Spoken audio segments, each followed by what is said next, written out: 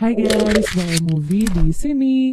Di video kali ini kita akan membahas sebuah film yang berjudul The Prey yang dirilis pada tahun 2022. Film ini bercerita tentang seorang gadis bernama Naru yang berusaha membuktikan kalau ia layak menjadi seorang pemburu dengan cara melawan seorang predator. Tanpa berlama-lama lagi, yuk langsung aja kita ke alur ceritanya.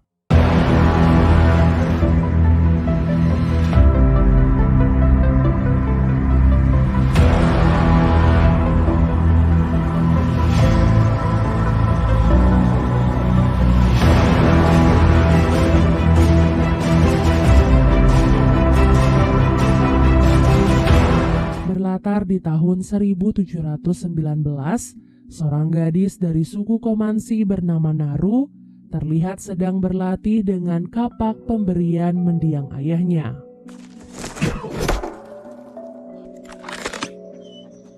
Saat sedang berlatih, Naru dan anjingnya yang bernama Sari melihat seekor rusa, jadi mereka pun bekerja sama untuk menangkapnya.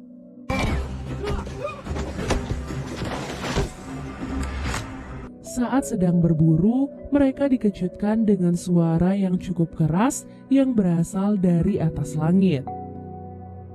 Di sana awan terlihat menggumpal dan secercah cahaya yang muncul di antaranya.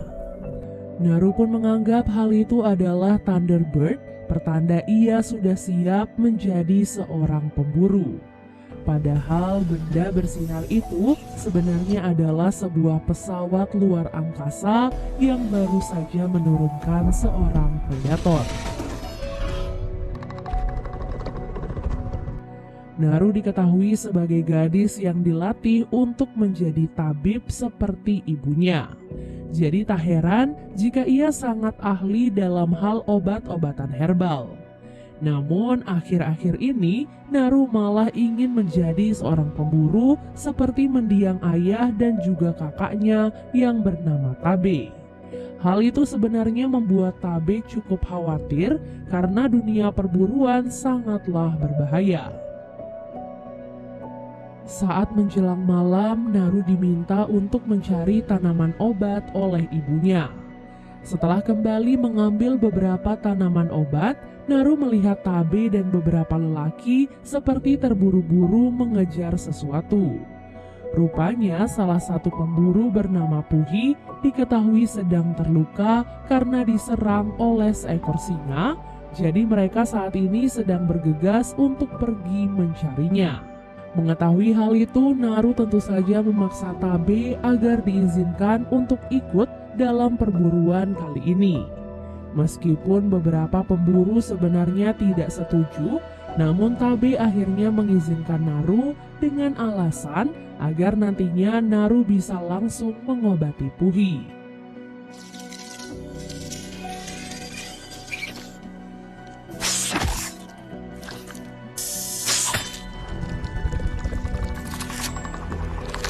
Kemudian berangkatlah mereka semua mencari Puhi dengan bantuan Sari sebagai penunjuk arah.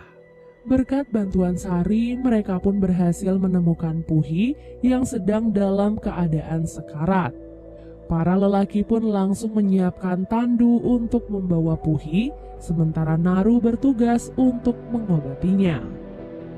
Saat dalam perjalanan pulang, Tabe memutuskan untuk berpisah dengan mereka karena ia harus mencari singa yang sudah menyerang Puhi. Sepanjang perjalanan, Naru terus memikirkan keselamatan Tabe karena ia percaya kalau bukan singa yang menyerang Puhi, melainkan sesuatu yang jauh lebih berbahaya. Hal itu diperkuat dengan ditemukannya seekor ular yang sudah dikuliti di dekat lokasi tersebut. Di mana hal seperti ini tentu saja tidak mungkin dilakukan oleh seekor singa. Khawatir akan keselamatan Tabe, Naru pun nekat untuk pergi menyusulnya. Ia yang baru pertama kali berburu terlihat panik di tengah kegelapan. Namun Tabe dan salah satu temannya akhirnya berhasil menemukan Naru. Saat itu Naru mencoba menjelaskan pada Tabe kalau hewan yang menyerang Puhi bukanlah seekor singa, namun Tabe tidak mempercayainya dan tetap akan berburu singa malam ini. Naru dan salah satu pemburu lainnya lalu bersiap di atas pohon, sementara Tabe akan menyiapkan sesuatu untuk memancing kedatangan singa tersebut. Saat sedang menunggu di atas pohon, seekor singa tiba-tiba datang dan langsung menyerang pemburu yang ada di sana. Dengan mulut penuh darah, singa itu pun berjalan perlahan dan mendekati Naru. Naru yang ketakutan tidak sadar telah mundur terlalu jauh, sampai ia pun jatuh dari pohon dan pingsan tak sadarkan diri. Beberapa saat kemudian Naru terbangun dan melihat sang ibu sedang membuatkan obat untuknya. Ibunya berkata kalau Naru pingsan saat berburu, jadi Tabe menggendongnya sampai ke rumah dan sekarang ia sudah kembali ke hutan untuk berburu singa. Beberapa saat setelah meneguk obat dari sang ibu, ia pun mendengar semua orang berteriak menyambut kedatangan Tabe yang datang membawa tubuh seekor singa dengan kepalanya yang terpenggal. Kepala suku dan para penduduk langsung bersorak bangga karena keberhasilan Tabe. Berkat keberhasilan itu, sang ketua suku bahkan menobatkan Tabe sebagai ketua perang.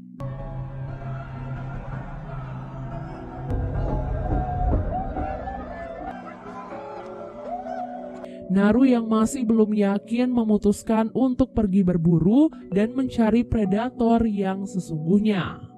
Ditemani Sari, Naru pun menelusuri hutan sambil menyelidiki beberapa bukti tentang si predator. Mulai dari jejak kakinya yang panjang dan besar sampai beberapa bekas cakaran yang ada di beberapa pohon. Scene lalu beralih memperlihatkan si predator yang sebenarnya. Predator itu bisa membuat dirinya tak terlihat sehingga ia bisa dengan mudah membunuh mangsanya.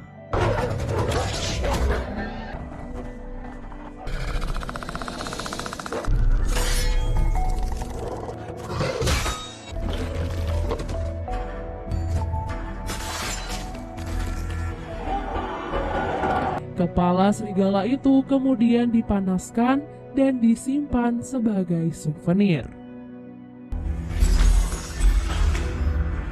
Kembali ke Naru, di tengah perjalanannya ia pun menemukan sekumpulan mayat bison yang sudah mati dan dikuliti.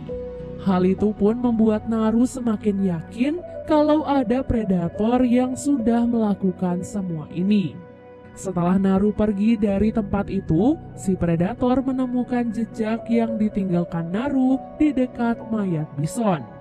Predator itu pun penasaran dengan sosok Naru dan memutuskan untuk mengikuti jejaknya. Saat melanjutkan perjalanan, Naru tiba-tiba terjatuh di kawasan lumpur penghisap. Dengan kapaknya, ia pun mencoba menggapai semak-semak agar ia bisa menarik diri keluar dari lumpur. Beberapa kali gagal tidak membuat Naru menyerah begitu saja. Ia pun memanfaatkan lemparan terakhir dengan sangat baik sehingga berhasil selamat dari lumpur penghisap.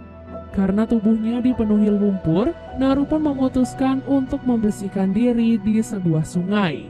Setelah membersihkan diri, Naru melihat seekor beruang yang sedang menghabisi mangsanya di tepi sungai tersebut. Perlahan ia pun menyiapkan anak panahnya dan bersiap memanah si beruang. Mayat beruang itu rencananya akan dijadikan bukti untuk ditunjukkan pada Tabe dan ibunya sebagai pertanda kalau Naru sudah layak menjadi seorang pemburu. Namun saat ia akan memanah, tali busur panahnya tiba-tiba rusak sehingga si beruang itu pun mengetahui keberadaan Naru. Di saat itu Sari mencoba mengalihkan perhatian si beruang agar Naru bisa pergi menyelamatkan diri. Namun karena kurangnya pengalaman berburu, keduanya pun malah berakhir sebagai mangsa. Naru yang pasrah memutuskan untuk masuk ke dalam perangkap ikan agar beruang itu tidak bisa menggigitnya. Dalam ketakutan, Naru pun melihat si beruang sedang bertarung dengan predator yang sosoknya tidak terlihat.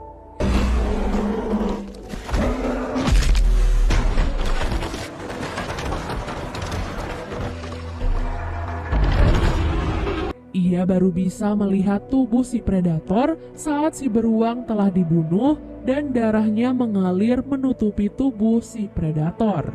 Naru yang menyaksikan hal itu lantas kabur menyusuri sungai dengan mengikuti arusnya. Setelah itu Naru pun melanjutkan perjalanan sambil memikirkan bagaimana caranya membunuh si predator. Di tengah perjalanan itu, Naru pun bertemu dengan beberapa pemburu suku Komansi yang dikirim untuk mencarinya. Naru kemudian menjelaskan kepada mereka tentang si predator, namun para pemburu lagi-lagi tidak mempercayainya. Karena Naru terus memaksa untuk pergi, para pemburu pun terpaksa menggunakan cara kekerasan untuk membawanya pulang. Tak disangka, semua itu ternyata disaksikan langsung oleh si predator. Sebelum pulang, para pemburu yang kelelahan memutuskan untuk beristirahat sebentar sambil menunggu salah satu di antara mereka yang ingin buang air besar. Saat itu mereka pun mendengar suara dari arah semak-semak. Naru yang masih ketakutan memperingatkan mereka kalau itu mungkin adalah si predator. Namun saat pemburu memanah ke arah semak-semak, yang mereka temukan ternyata hanyalah seekor kelinci. Dengan tertawa mengejek, salah satu dari mereka pun mengambil kelinci itu dan menunjukkannya kepada Naru. Namun tak lama kemudian, 3 laser merah tiba-tiba terlihat di tubuh pemburu tersebut. Dan ya, laser itu ternyata adalah pertanda datangnya serangan dari si predator berupa 3 anak panah yang langsung menancap di tubuh pemburu tersebut. Karena mereka semua tidak bisa melihat tubuh si predator, para pemburu yang lain pun merasa sangat kebingungan. Saat itu, mereka sempat berhasil memanah tubuh si predator sehingga separuh tubuhnya pun akhirnya terlihat. Sosok predator yang sudah membunuh banyak hewan terlihat seperti alien yang sangat mengerikan. Tubuhnya penuh dengan senjata yang bisa dia gunakan untuk membunuh mangsa.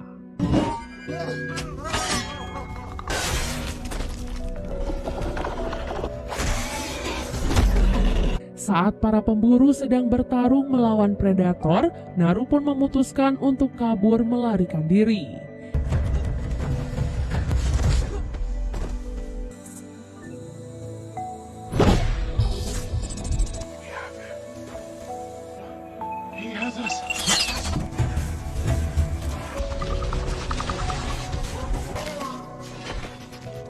Ia pun melewati perbatasan wilayah suku Komansi dan terkena jebakan yang dipasang oleh penduduk suku lain. Suku yang diisi oleh pendatang asal Prancis itu kemudian menemukan Naru dan membawanya ke tempat mereka. Saat malam tiba, Naru terbangun dalam keadaan sudah terkurung. Melihat mantel yang digunakan oleh pemimpin suku, Naru pun sadar kalau mereka ternyata adalah orang yang sudah menguliti para bison. Jadi itu artinya, selain si predator, para penduduk suku itu ternyata juga adalah orang-orang jahat. Setelah itu, salah satu dari mereka pun mencoba berbicara dengan Naru dan menanyakan apakah Naru mengetahui sesuatu tentang si predator. Saat itu Naru enggan menjawab pertanyaan mereka sampai akhirnya ia melihat Sari dan Tabe juga menjadi tawanan mereka. Tubuh Tabe lalu disayat dan mereka berdua dijadikan umpan untuk memancing kedatangan si predator. Beberapa saat menunggu, si predator pun akhirnya datang dan langsung membunuh beberapa pemburu.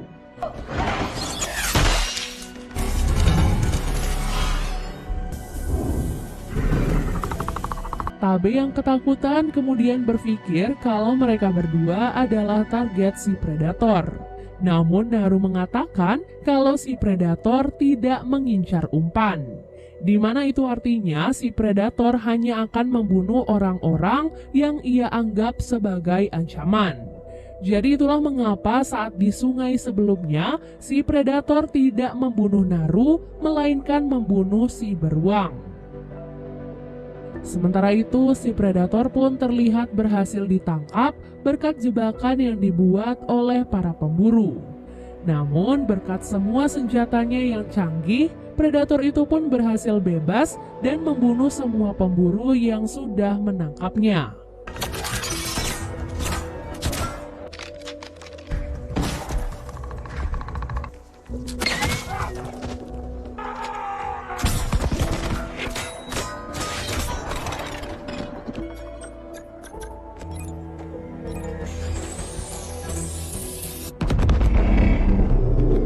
Selagi mereka bertarung, Naru dan Tabe juga berhasil bebas dari ikatan mereka.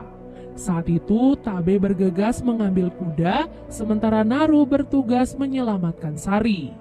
Berkat semua latihannya selama ini, Naru ternyata menjadi jauh lebih kuat, sehingga ia berhasil mengalahkan beberapa pemburu yang sudah menangkap Sari. Setelah berhasil membebaskan Sari, seorang penduduk suku tiba-tiba datang dan meminta pertolongan Naru untuk mengobati kakinya.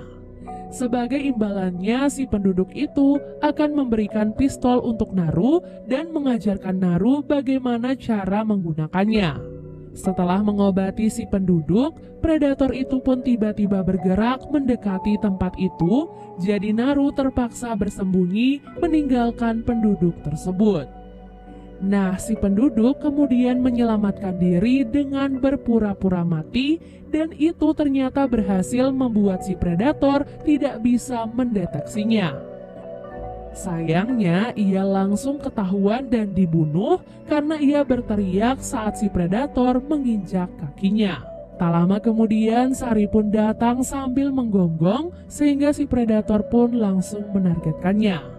Beruntung, Tabe tiba di saat yang tepat dan berhasil menggagalkan serangan dari si predator. Alhasil, pertarungan antara Tabe melawan si predator pun akhirnya terjadi.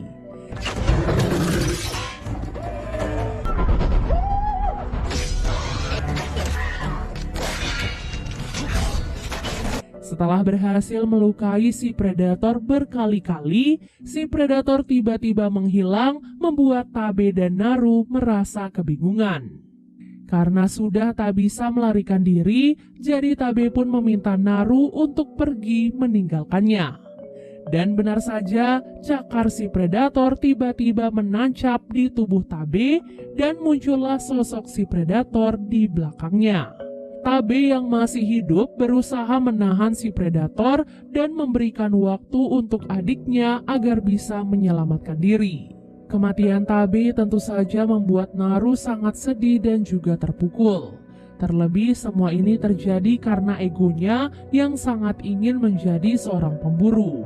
Namun semua perjuangan Tabe akan ia manfaatkan sebaik mungkin agar bisa membunuh si predator. Pada malam harinya, Naru sengaja memancing kedatangan predator agar ia bisa mengambil bagian dari tubuh predator tersebut. Salah satu bagian dari kepalanya kemudian Naru gunakan untuk memancing si predator mendekati lumpur penghisap agar nantinya ia terjebak di sana.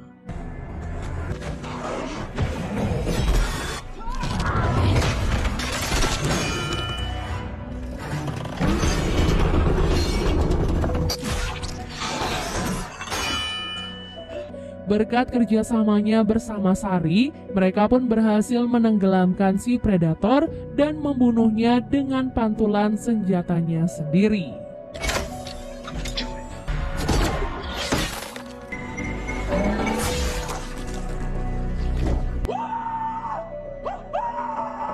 Berkat keberhasilannya itu, Naru pun mendapatkan apresiasi dari penduduk suku Komansi dan dijadikan sebagai kapten perang yang baru menggantikan mendiang kakaknya.